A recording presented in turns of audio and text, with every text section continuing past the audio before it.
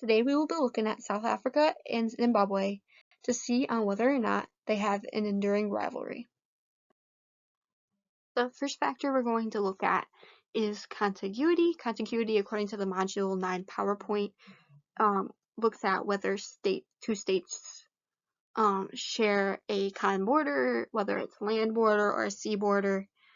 And looking at the map, which shows South Africa in the highlighted in yellow and Zimbabwe in green, we can see that they do in fact share a land border with each other. The second factor is political system. I was able to find both South Africa's as well as Zimbabwe's political systems on Freedom House and the Polity website. According to the map that I found on the Polity, South Africa, which is highlighted in the lighter blue, is a democracy. According to Freedom House, South Africa is actually a constitutional democracy in which they have a constitution that protects their democracy. A branch in South Africa's parliament elects the president, who can serve up to 5 years. I found it very interesting, actually, that the parliament can also end a president's presidency at any time. Zimbabwe, on the other hand, is not a democracy according to Freedom House, and Freedom House also says that they are not considered a free state either. This is because their people have little freedom and political rights. Zimbabwe also has endemic corruption within their government, meaning that their government is frequently corrupted. For example, their elections are frequently corrupted, with people being pressured to vote a certain way or certain votes not counting for a certain person. The third factor is economic inequality, where we will be mostly looking at and comparing the GDP of both of these states. According to the Chapter 9 OER text PowerPoint, this factor is not a huge determinant when looking at states and seeing whether they are enduring rivals or not. Looking at the bar graph created based off of data provided by Worldometer, South Africa has a much larger nominal and real GDP than Zimbabwe does. South Africa's real GDP is in the 360 billions, while Zimbabwe's is only in the 21 billions.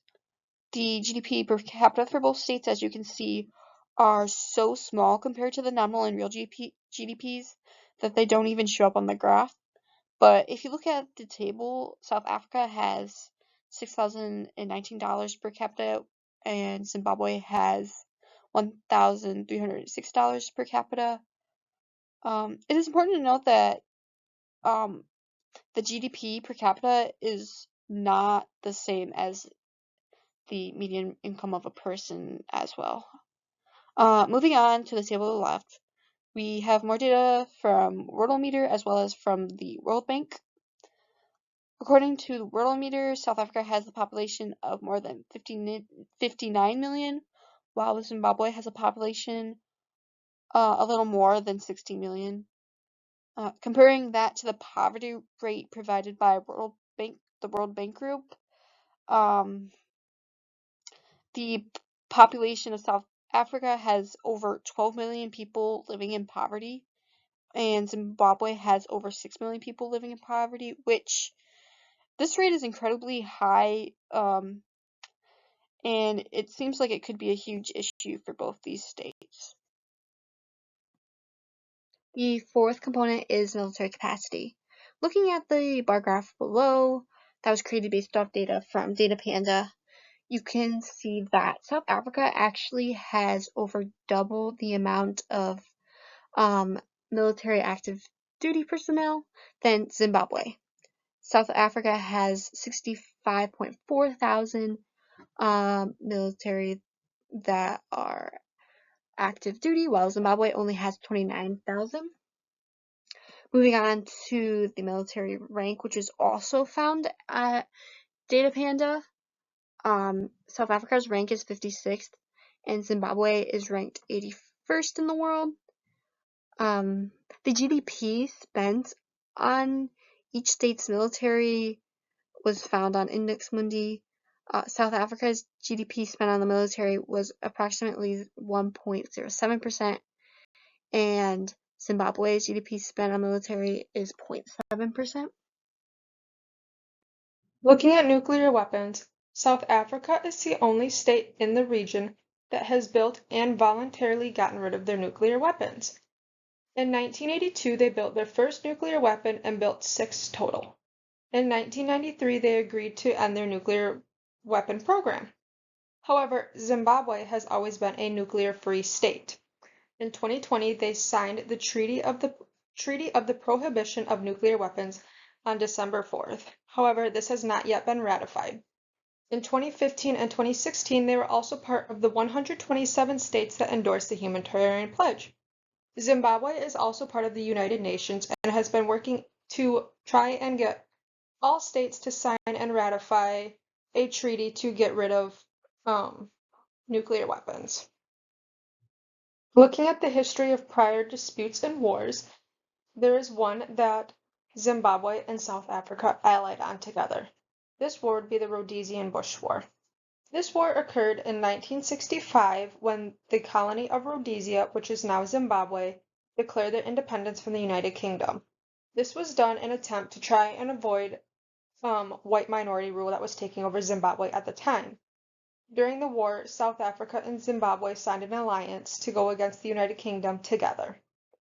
This ended as a stalemate with the signing of the Lancaster House Agreement in 1980.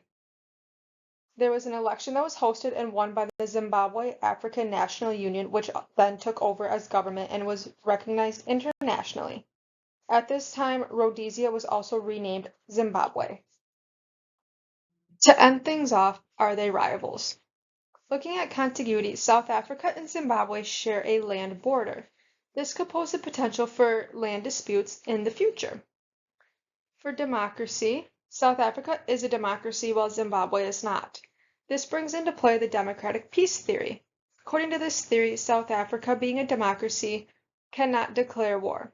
However, Zimbabwe has the potential to declare war should they wish to, and if they wanted, it could also be against South Africa. For economic inequality, both states are relatively fair as they both have high poverty rates. This makes it a challenge for them to go to war because they cannot financially support themselves.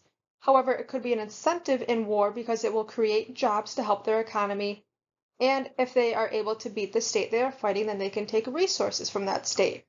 If they are also able to ally with a bigger state that is able to support them financially and with military aid, it could make it more feasible for them to go to war. For military capacity, South Africa has a GDP of 1.07% with 65,400 active military members. On the other hand, Zimbabwe only spends a GDP of 0.7% with only 29,000 active military members. Looking at this, South Africa spends nearly double the amount for GDP on their military compared to Zimbabwe. They also have more than double the active military members than Zimbabwe. So they are a bigger state, which would be harder for Zimbabwe to attack them, but easier for them to attack Zimbabwe. But because of the democratic peace theory, South Africa will not attack another state. Looking at nuclear weapons, South Africa used to have them, however, they do not have them anymore to use against others. Zimbabwe has also always been a nuclear weapon-free state. So at this time, they cannot use nuclear weapons against each other.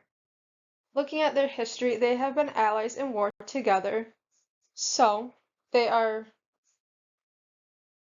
less likely to be rivals because they have the history together.